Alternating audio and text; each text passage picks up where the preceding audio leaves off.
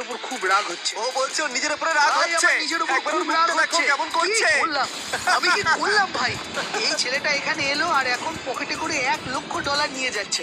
Wow! ঠিক আছে, ঠিক আছে, ঠিক আছে, ঠিক তুমি আছে। ঠিক আছে তো? হ্যাঁ, ঠিক আছে। টাকার মধ্যে ডুবে যেও না। ইয়ানিস একজন সাধারণ প্লেয়ারকে হারাতে পারলো না। দেখা যাক পরের বাস্কেটবল লেজেন্ড পারে কিনা। আমাদের পরের 1v1 এ আমরা পেয়েছি পৃথিবীর সেরা শুটারকে স্টেফ কারি, যার NBA তে সবথেকে বেশি 3 পয়েন্টার রয়েছে। স্টেফ কারির থেকে আজ পর্যন্ত কেউ ভালো বাস্কেটবল শট করতে পারেনি, আর সেই জন্য এর সাথে এখন যে কম্পিট করবে সে হলো নাম্বার 1 শুটার এই হাই স্কুলে। চলো একটু মজা করা যাক। হ্যাঁ ঠিক আছে। খেলাটা খুবই সহজ।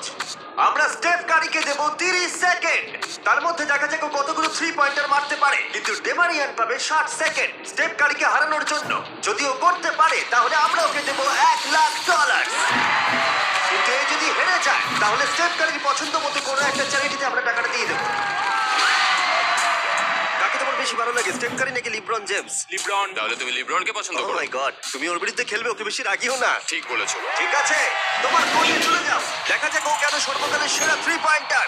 3, 2, 1